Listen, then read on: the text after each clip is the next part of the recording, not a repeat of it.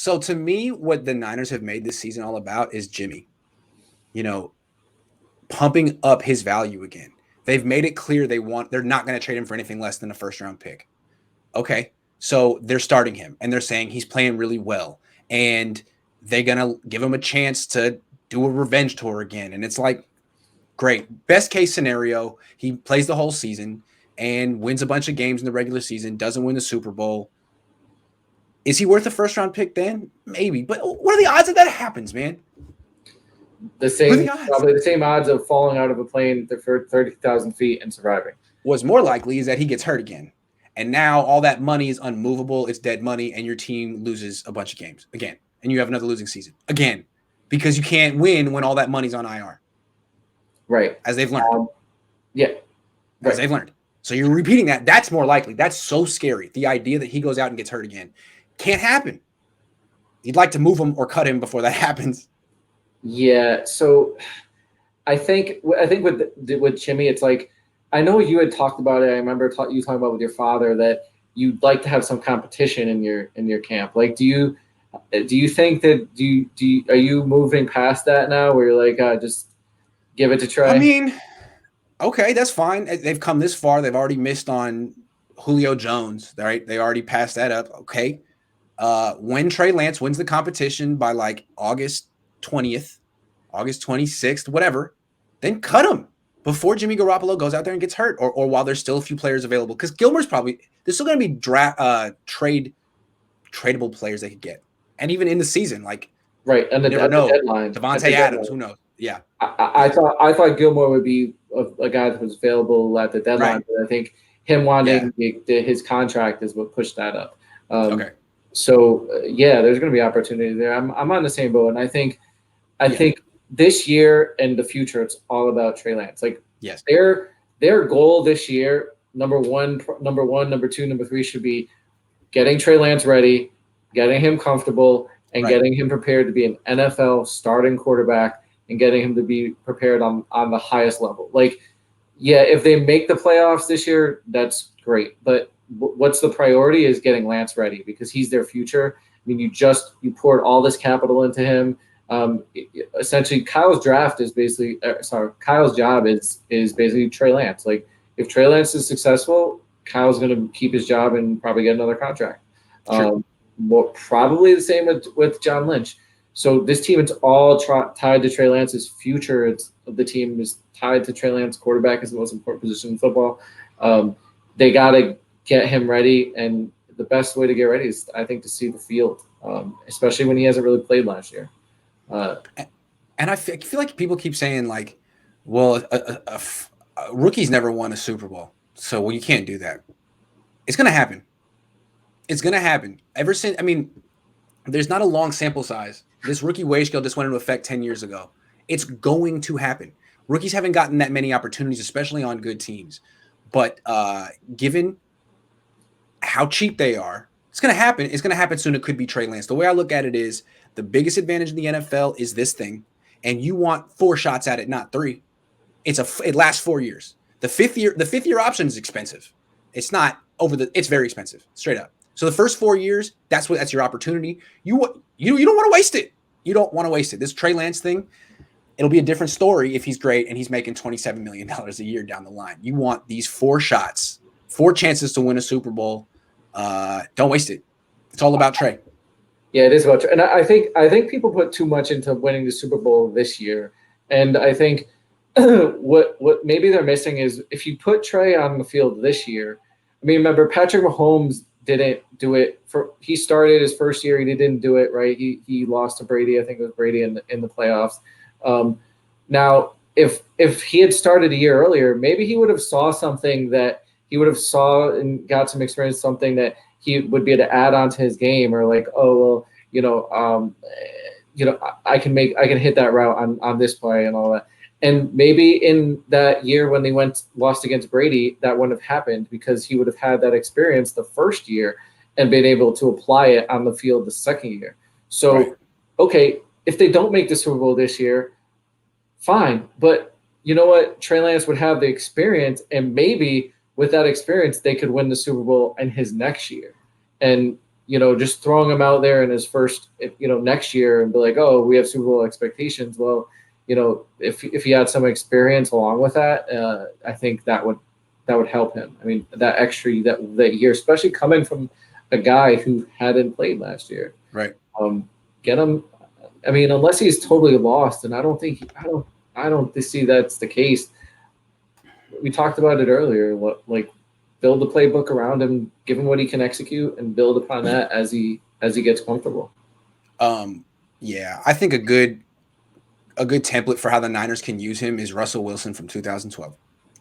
Now, Russell Wilson was more experienced, but Trey Lance is just as talented as Russell Wilson and bigger. And the way they use him, they put him on a run-first team. He was kind of like an ancillary part of that offense, and he created big plays. And he was not the reason they didn't win the Super Bowl in 2012 or they didn't make it.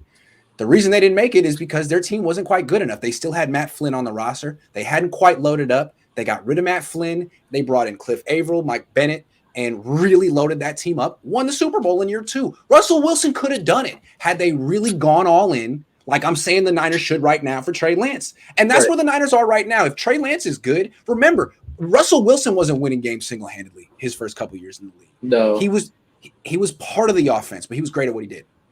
And I think it goes back to I know like you weren't a big fan of maybe bringing Trent Williams back, but doesn't it make sense if you're playing a rookie quarterback? Exactly. Like, a Hall of Fame. You can spend irresponsibly if you have Trey Lance. Right. And yes.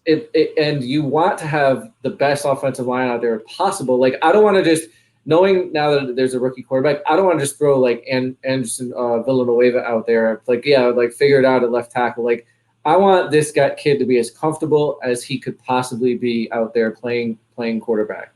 And having a guy like Trent Williams, spending a second round pick on a guard, fixing the center position with Alex Mack, like make him nice and comfortable. And I think like that's ideal. I mean, I would go this year's all about Trey. Like I'm putting him out there. If he can go, I'm putting him out there.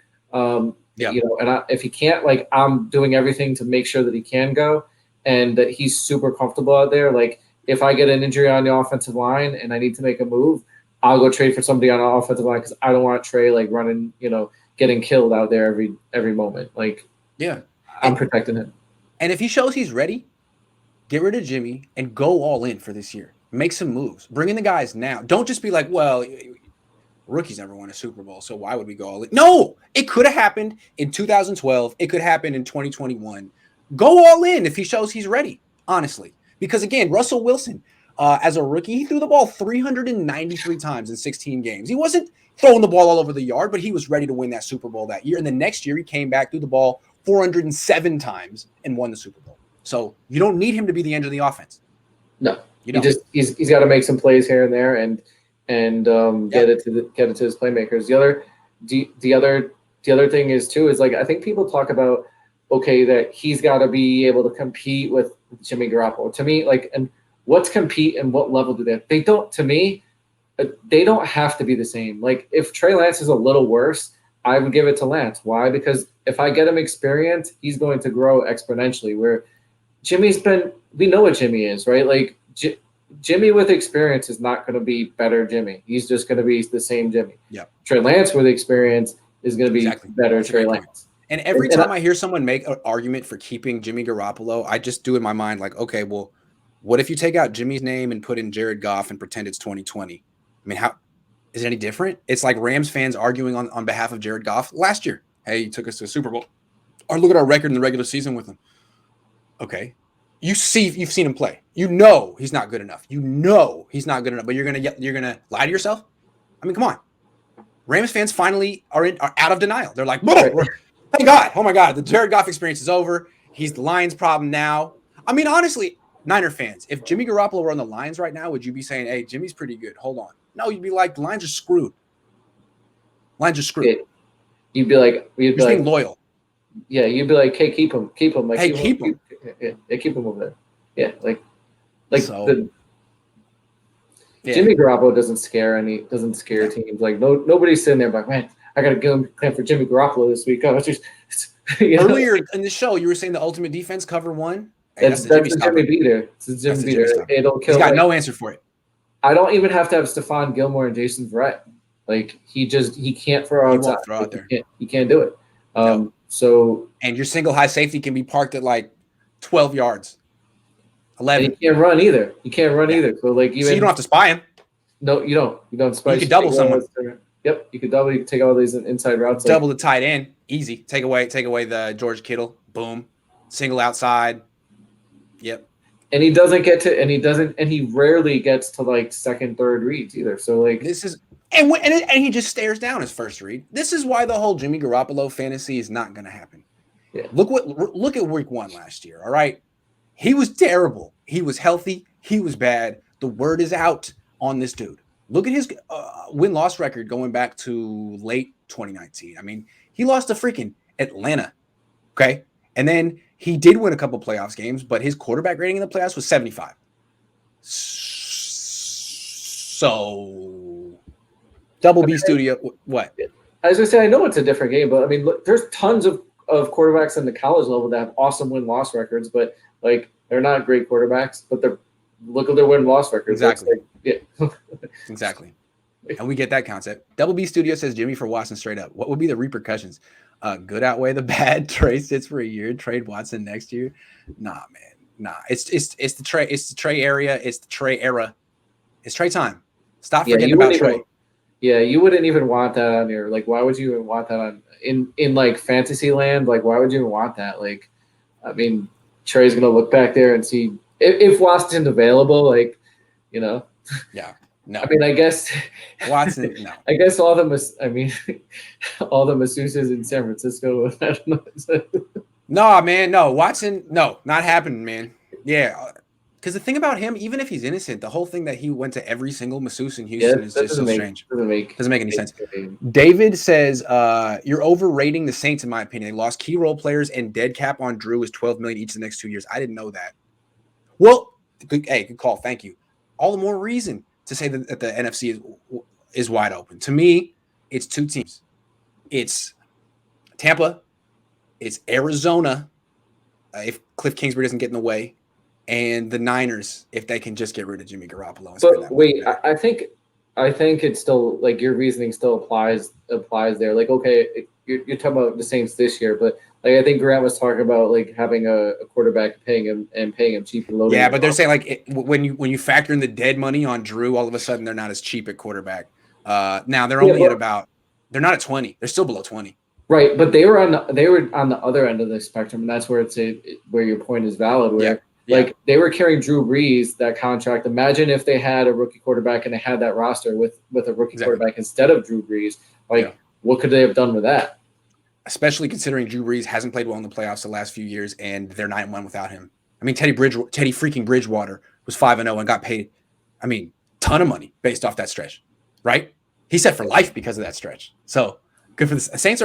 I don't know. I think they're a pretty good team, but it just shows you that it's wide open. I think the Cardinals are better than people give credit to. I mean, I keep saying this. If they had any other coach, people would take them seriously, but it's Cliff. And that's valid. I don't think much of Cliff. No, and it's a tough division too. It's like the division could be really tough. The Cardinals could be really good, but they're just like the fact that they're in the NFC West, like everyone's just beating up on everybody, and like, I mean, I think the NFC West is gonna be crazy. Yeah, if JJ Watt stays healthy, wow, that him and Chandler Jones in the same line, that's the best front seven in the league. Maybe it's gonna be up there. Maybe. It's gonna be a problem. Yeah. Anyway, so we just figured out all the Niners' problems. They got it. They got to just embrace it. It's 2021. You don't sit rookie quarterbacks. You don't. It's like sitting on your biggest advantage. Why? Use it, please. Use it and find a way to use that money. Like pay Fred, or go trade for somebody, or get really good backups. I mean, don't. How did the Matt Flynn thing go down? How long did he stay on the team?